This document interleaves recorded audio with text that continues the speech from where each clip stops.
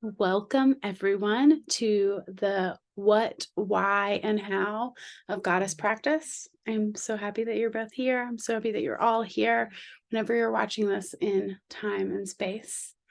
And I wanted for us to actually just drop right in immediately with a story of the goddess and of the divine feminine and divine masculine together so that we can experience her. A key practice of goddess study is storytelling. So this will come up again and again.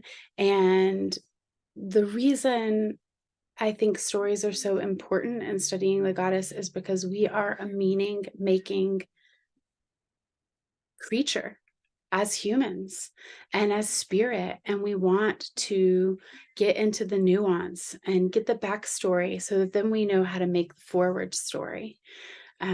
So also in every single story, there's so many layers, and Tantra invites us to expand the space between the layers, find our home in there, nestle in, find the hidden gems. So we're going to start with a story from the beginning of time, at the beginning of creation. Shiva, the aspect of divine feminine that is in transcendent meditation, that is wild and transforms the world. He was just lost in his meditation. And the other gods, Brahma and Vishnu, knew we needed Shiva to take action. We need some movement in this world. And they begged for the goddess to incarnate herself and become his beloved, his consort, and give him the power of movement, because that is what the divine feminine's most essential power is of movement and creation and birthing continuously, birthing new cells, birthing new universes, birthing words, birthing breath. And they begged the goddess. They came to her. All of the gods did. And she said, I will come under one condition. The moment that you forget me, I will disappear from your world. And the gods agreed, as did Daksha, who would be her father in this incarnation. The goddess was born into Daksha's household under the name of Sati. That name means she who is. And she married Shiva. They were eternal lovers, constantly lovemaking. She lured him out of his focused, transfixed, transcendent meditation with her powers of allurement and her ability to make physical bliss and ecstasy. They were wed. They made love all over the earth, all throughout time. It was beautiful. Thousands of years go by. Everyone's quite comfortable with the situation of Earth. And, also people are building their own feelings of power, systems and structures of power, including Daksha, Sati's father. He's actually risen quite high in the realms of religious order. So he has also kind of forgotten who his daughter really is, because she's off doing her own thing with Shiva. And as he is studying this religious order that he wants to bring forth, he doesn't actually really like Shiva anymore, because Shiva is like the original shaman. He's the wild man. He sweats profusely. He creates rivers with his sweat and his dance. And he's got his crazy dreadlocks, and he doesn't really wear clothes. And like they're doing their crazy like lovemaking thing. Like he's not into it. Her dad's not into it. And he hosts a huge fire ceremony, Daksha does. And he invites every god from every world, every person in every world except for Shiva and Sati. And Sati finds this out on the day of the fire ceremony. And she's enraged and she's devastated. She's been unseen. And I think we all can know that feeling of being unseen.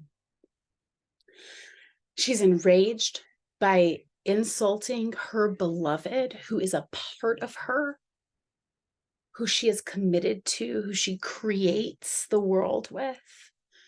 She is insulted.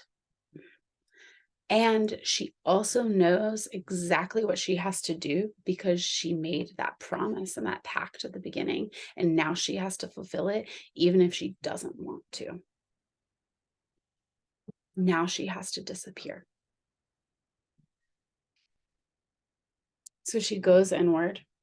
She stokes her inner yogic fire, and the flames grow so hot inside her of purpose and of passion, of rage and of love together.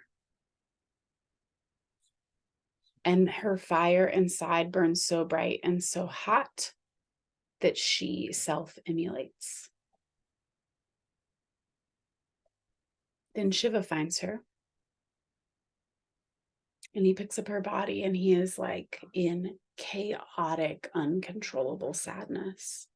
And he walks around this world and he walks around all of the worlds and drops parts of her body all throughout the world as she is disintegrating in her ashen state. And wherever a piece of her falls, a holy spring rises up, an earthquake, a tidal wave, a deep well of energy. So we have all these holy sites around our earth, and these are the goddess's body. And at this time, the goddess chooses to sink back into the earth. And then we have our earth as the holder of divine feminine energy.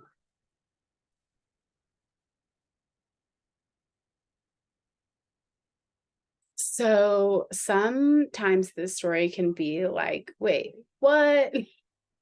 Now she's hidden. But I don't think any of us here are confused that the goddess is hidden. Like, we all live in this world where we've seen that and where we also are working to unveil her, or are looking, we see her, we find her, we want to know more of her, because we can't live fully in a world that is only controlled by divine masculine. We really need both, and they're meant to be inseparable in that Shiva and Sati, or another word for the feminine energy, Shakti. They're meant to be together. And also I like this story because it's a clear example of when more like powers of patriarchy started to take over, especially in religious order. And I also like this story because it's like this wild love of the goddess that's like uncontrollable and unconventional, that she's like, you know what? I don't have to follow any of these rules. And like, yes, maybe you think I'm just supposed to be like beauty and eternal love, but let me show you this type of love, the love where I catch on fire and I sink into the earth. And that's badassery. I'm going to try and look at the chat and see what's happening there. You can share any thoughts. Yes. Okay. This is the most exciting part about goddess study to me, is that we are every character in the story. Every single one. And we notice the ones that we like, ooh, that's me. I feel her. I know her too. But also, we could be Daksha at times, like the one who forgets. We're all of them. I love that. Okay. Like you can apply it to any story. Like that's the freedom that also exists within this lens. You can apply it to every single story that you read or, that you hear. It's just really unending. Yeah. So any other thoughts all throughout, you're welcome to share. I wanted to just kind of go over some of the attributes of divine masculine and divine feminine, and then we can talk about how they fold into each other and how they expand out from each other. So divine masculine, like with Shiva, it's that transcendent meditation. It's the stillness from the steady ground from that we can build on. It's pure awareness. The part of you that is aware that you're aware. And Shakti, divine feminine, is everything creative. So we can literally think about our entire world and our entire body as Shakti. Yes, they're together, but like we are created. Everything around us, like you can look around your room and it can be as small as like inconsequential as like your tennis shoes under the bed, or like your words flowing out of your mouth, or the instrument, the pen that lets you create. All of that is created. Sometimes Shakti is described as the ecstatic urgency to become. So if Shakti is the becoming and the ecstatic urgency to become, I love that. Shiva, or divine masculine, is being. And also like the feminine energy is constantly giving rise to more and more universes. So the universe that we live in, the constant expansion of that, and also the universes inside of our bodies, inside of each cell, inside of our communities. Okay. And when we think about the divine feminine and the divine masculine, they are inseparable, but they separate themselves in order to have a wider experience. There's even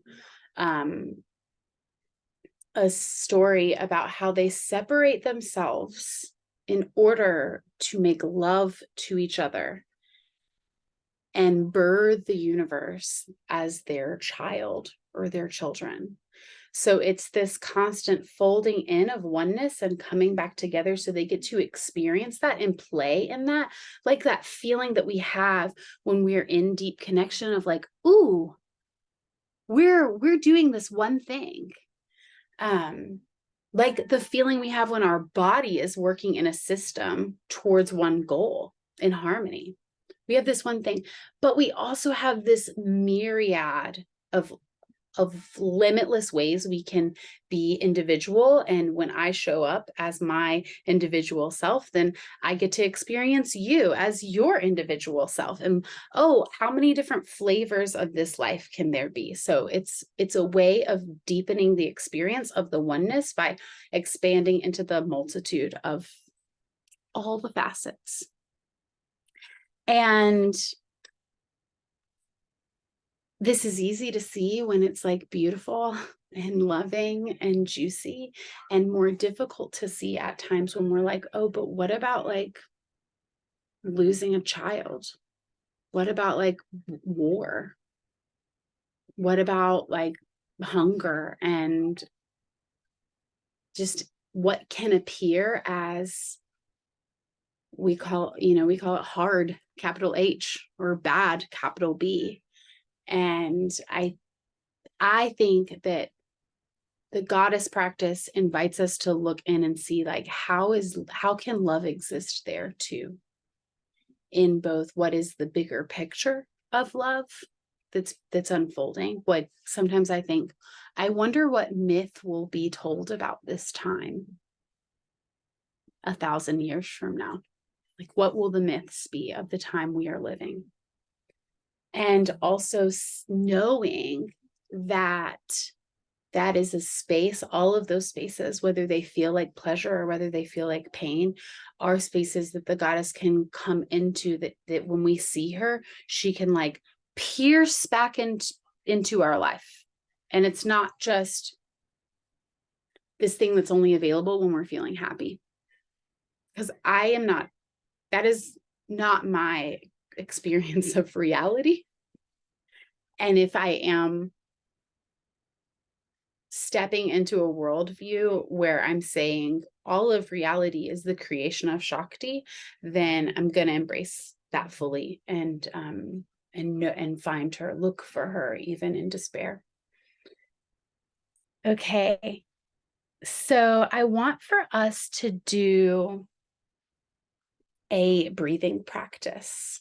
There's a few main ways that we engage in tantric goddess study, and it's through story, through breath, through seeing her like actually as an archetype. And I have some archetypes right here I'll show you in a few minutes. And in life,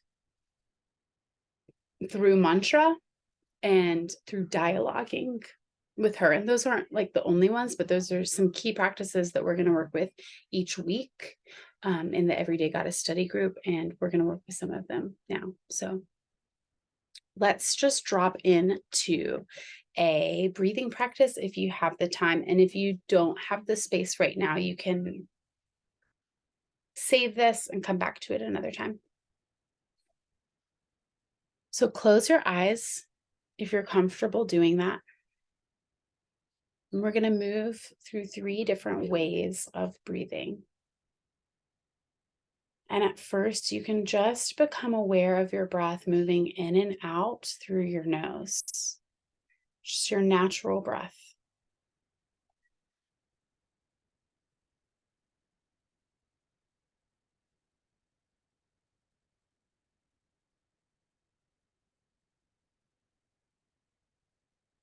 And you can notice as your mind moves and dances around, if your body needs to shift, and you can notice that that is Shakti.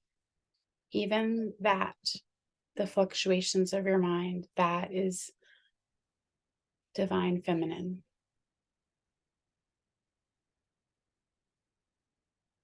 But as you breathe,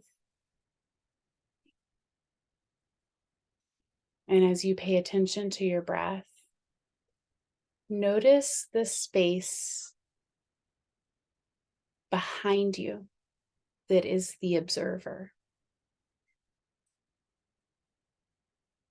that is watching you breathe, watching your mind move even.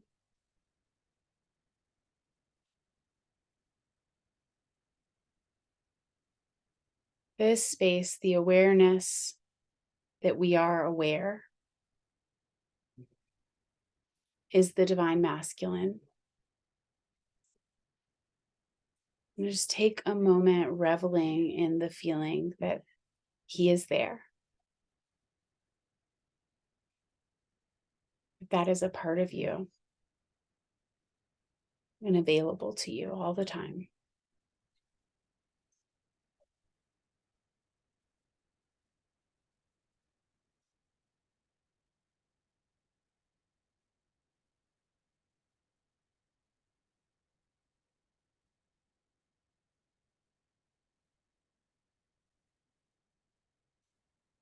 And bring your attention back to your breath.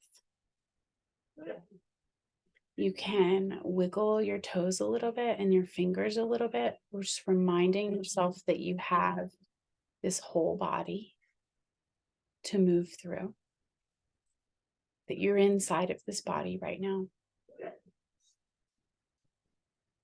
And then let your fingers and toes find stillness again if that feels good for you. And bring your attention to your pores, the pores of your skin.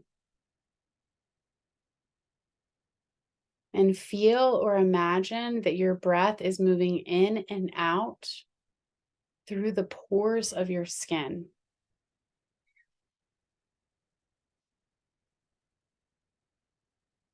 You can imagine a golden glow around your body.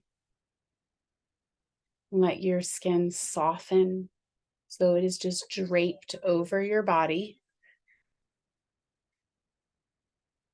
Your spine is straight, but not rigid.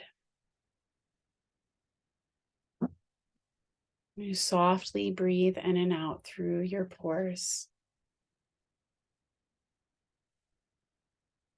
This is the divine feminine.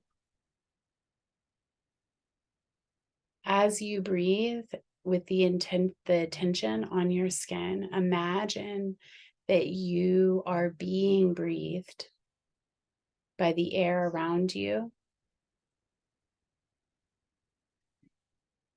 by all other beings, plants, everything in the room, beyond your house, in your town, in the whole world.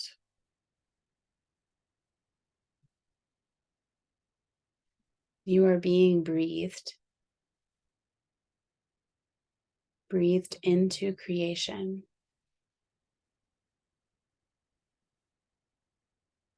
We can sink deeper below the skin and feel the blood moving through your body.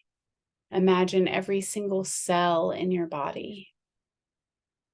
Sink even into your bones and feel the aliveness, the possibilities, the constant rebirthing and creating happening inside you all the time. Because you are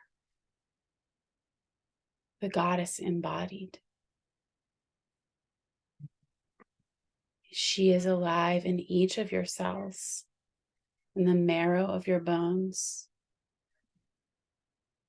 as you,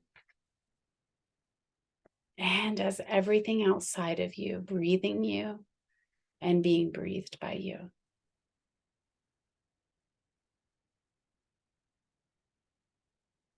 Just take a moment to revel in that amount of power.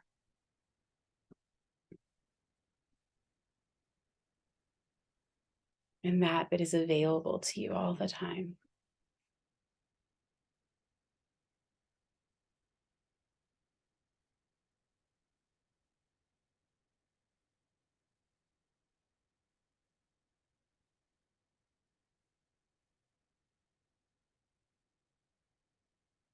When you're ready, you can roll your shoulders and tip your chin so your gaze at first is down, maybe towards your feet or your legs. Blink your eyes open. And then gently lift your eyes to the screen if your camera's on. You can see the other goddesses here. And even take in the room that you're in, or if you're outside, and let yourself know that every single thing, animate or inanimate, in your room, every particle of air or dense matter, is all Shakti.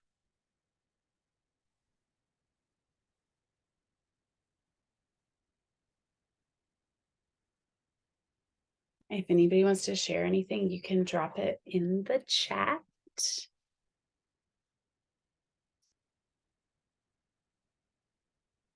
Okay.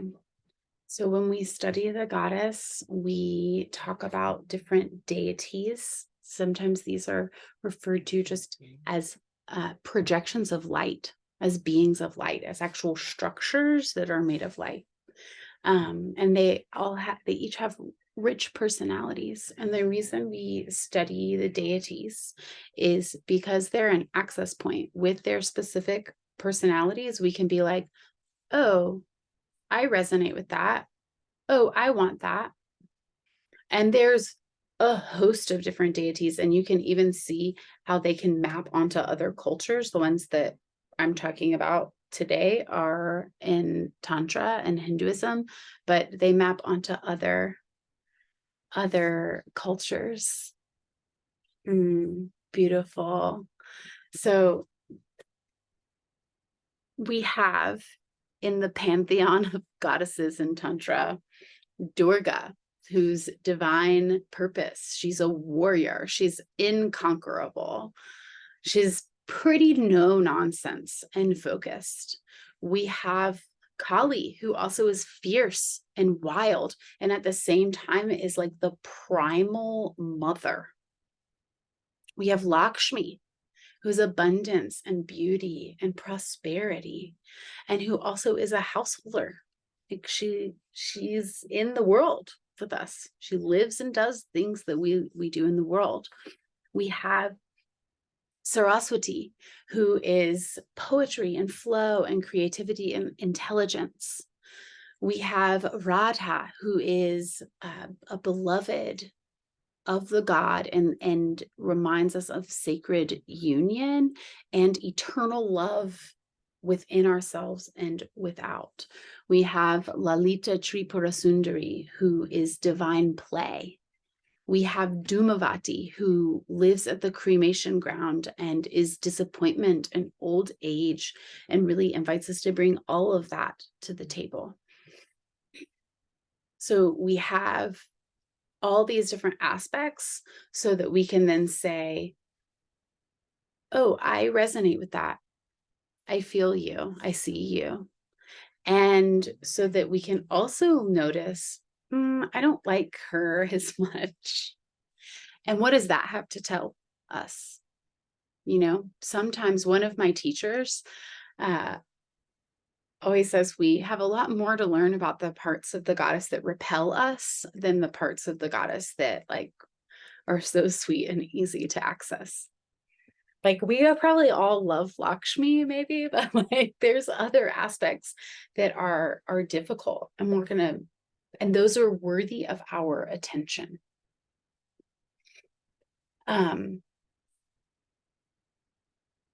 Okay. The aspects of the goddess, the deities of the goddess also remind us that we can be seen in every part of ourselves. We are not only allowed. Oh, I love that you said you have Lakshmi hangups, because as I said that, I was like, well, there's like things that are difficult about Lakshmi too. Like, how much are we actually supposed to talk about like wanting abundance and money, and like, really, should we focus that much on beauty? Like, I get that. I get that. So that's an invitation. We have all the different deities so that we can be seen in all the different aspects of ourself too. And I think that goddess practice is a path of radical acceptance, radical self-acceptance. Like, I am going to accept myself even when I have to do the hard fucking thing that I don't want to have to do. And I'm going to call on Durga and like ask for her guidance. And I might sit with her and she might be like, I think you're a bullshitter. And I have to listen to that. Like, and also that reminder, like I said before, that like we can show up to the goddess when we struggle to get out of bed in the morning. That she doesn't want to only know us in one certain way, that she manifests as us, and therefore already knows and has been there and has stories for us to like walk us through our own grieving, our own disappointment, our own struggles with intimacy or money or beauty or intellectual structures in the world. There's a goddess for all of it. Sometimes I think that there's a goddess for that, like for whatever you got. I have with me that I'll just show on camera. This is Durga. She's riding a tiger here. She's often seen riding a tiger or a lion. She has a whole pantheon of weapons behind her, including a trident, and she has her hand, you can hardly see it here, in this mudra of fear does not enter here. And then we have Lakshmi here. She's looking sweet and beautiful. And of course, all of the deities have like many different forms too. So you can type them into the internet and you'll see all kinds of different forms. Lakshmi is of beauty and auspiciousness. And she looks so relaxed in that form. And then we have Kali here. She wears a necklace of skulls. She drips blood from her mouth. She's white in this form, and you can't see, but she is on top of the divine masculine, standing on top, and that's like that soil, that like steady ground for which to go, from which to unleash. Sometimes it can also be interpreted as that she's on top of the ego. So we have different iterations of the stories and of the forms to find what we need in them to make our meaning. Okay, I have one more story that I want to share with you. And then another meditation about, and the story I want to share with you is about how the goddess was hidden and then found. So different flow than our last one.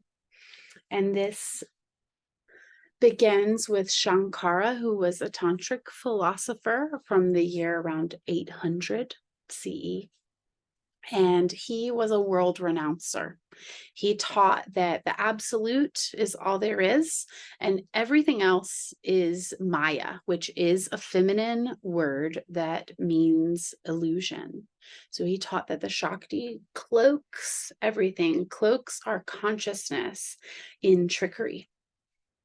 And when we're attached to this life, then we are not available to the truth of higher consciousness, of transcendence, of what he deemed the right, capital R right, spiritual path.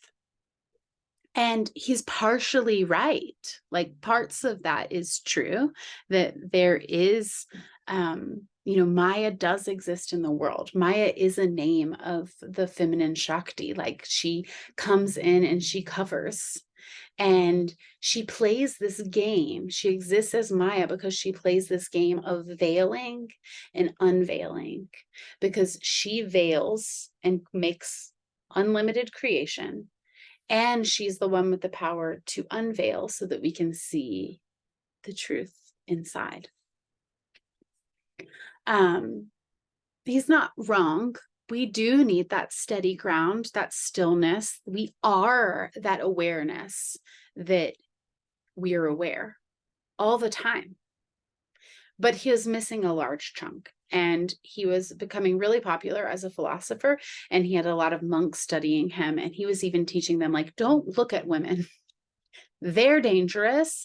They'll entrap you. And then, you'll be fooled by the sensual pleasures and like probably the good food that they're cooking. And then you will be involved in marriage and having children, and you'll have to go to work, and you won't have any more time left for your spiritual practice. So like, just don't even look at them. Which, even as I say that, can't we see how these teachings are also taught in other traditions? So he thought that he had it all figured out. This was going to be the way of the world, the way of the spiritual path, until he met the goddess. And this is how it happened. One day he was at the river praying when a flood came very suddenly. The banks of the river were overtaken, and he was sucked out into a torrent of water. And he was in the middle of the river, the water rising to his neck, when suddenly he found he was immobilized. He couldn't move his body. and he knew that that was going to be the end. He looked up onto what had now become the shore, and he saw an old crone of a woman, stooped, gray and black, just picking things up off the ground.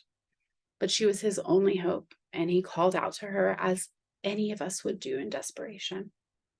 And he called out, "Help, help, help me."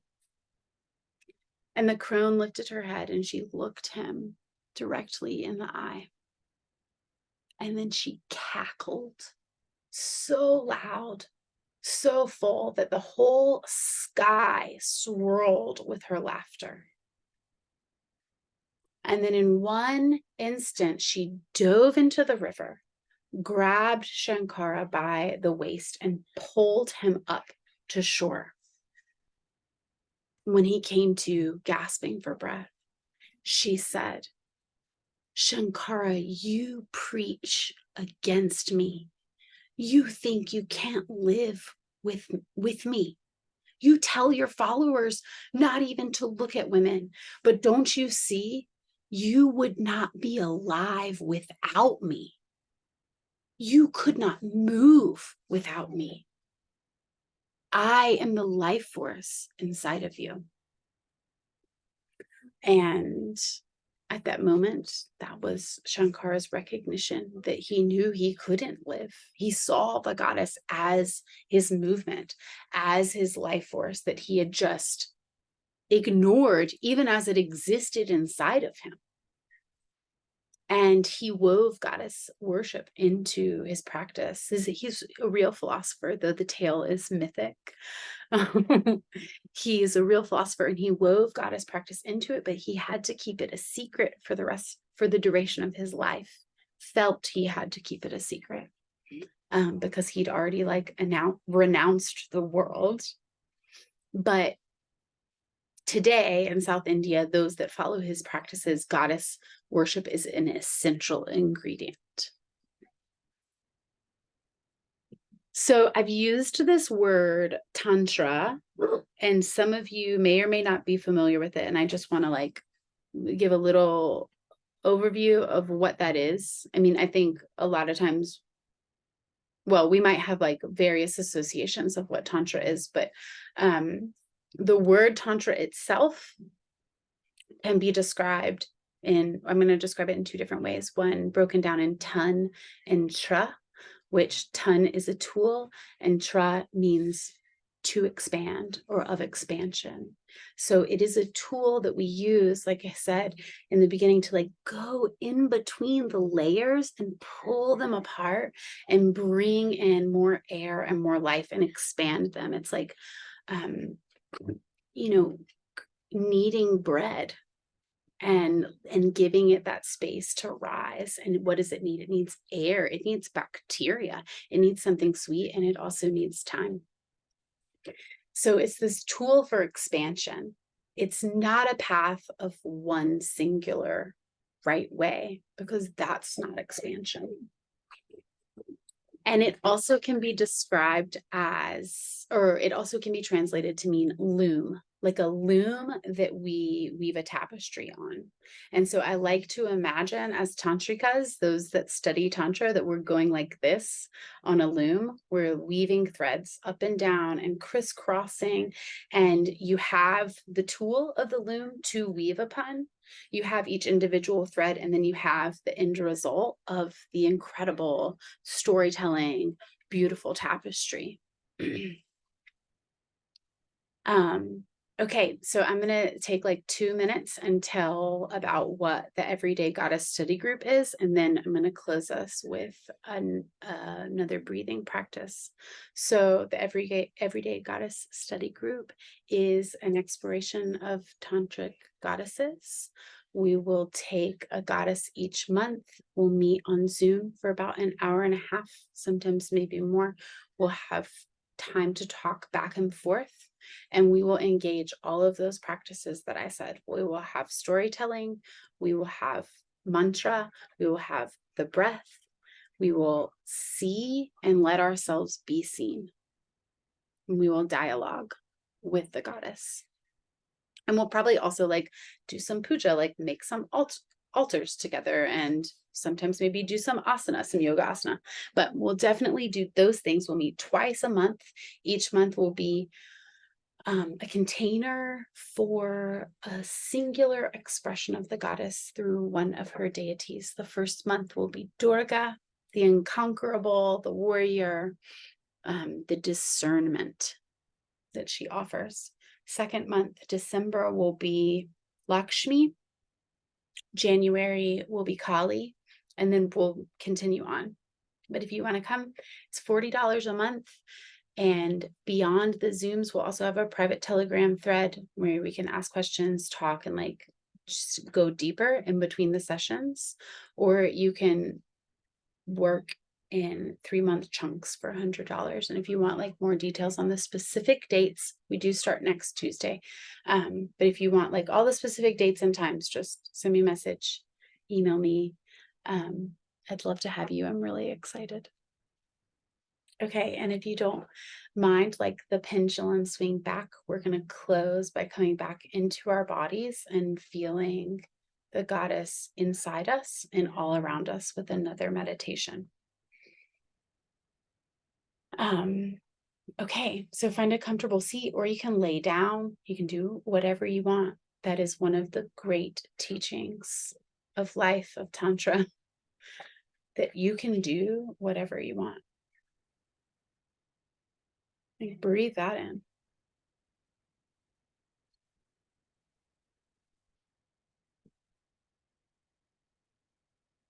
And let your eyes gently close if that's comfortable for you, if you haven't already.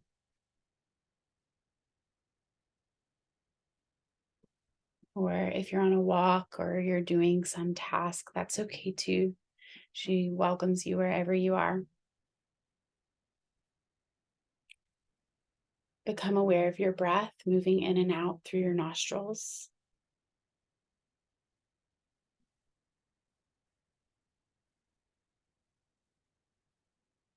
And then allow your breath to move down into the space of your heart. So you can feel or imagine that your breath is moving in and out from the center of your heart chakra, the center of your chest.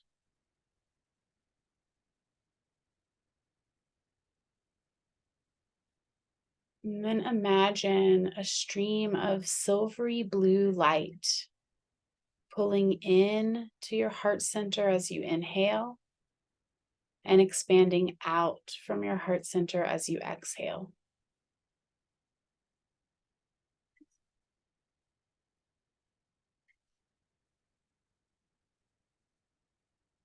Breathing in and out this stream of blue light.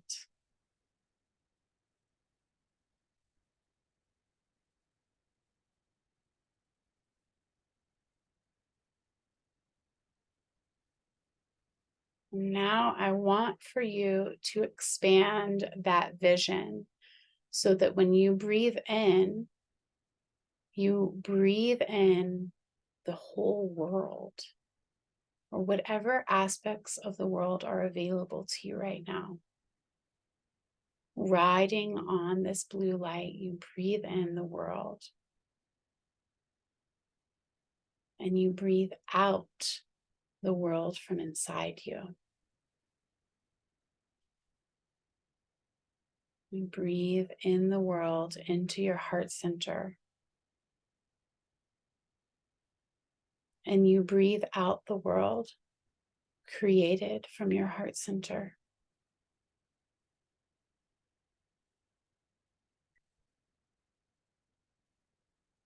Whatever aspects of the world want to dance on your breath and move in this flow with you, welcome them in.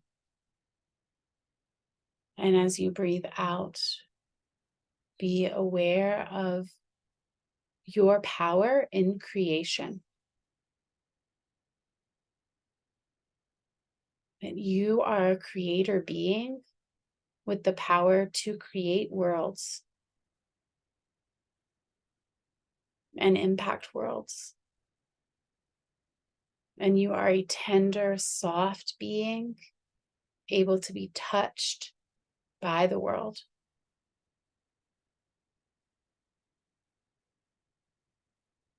We are in constant flow with all of creation, even just by breathing.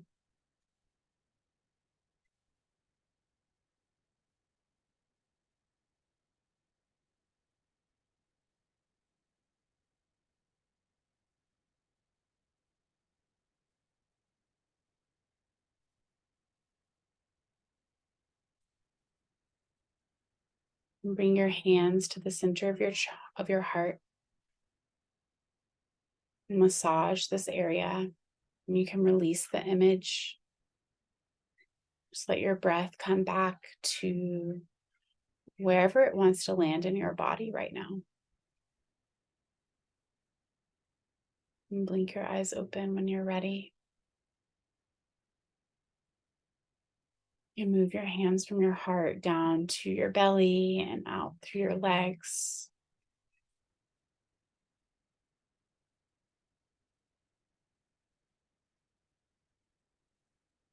May you carry this power and awareness of yourself, of the goddess in you, through the rest of your day, your week.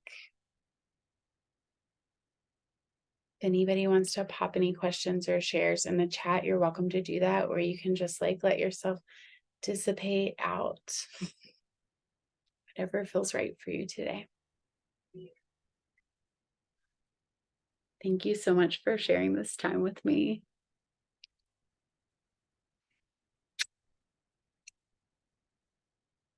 Yes. So much love.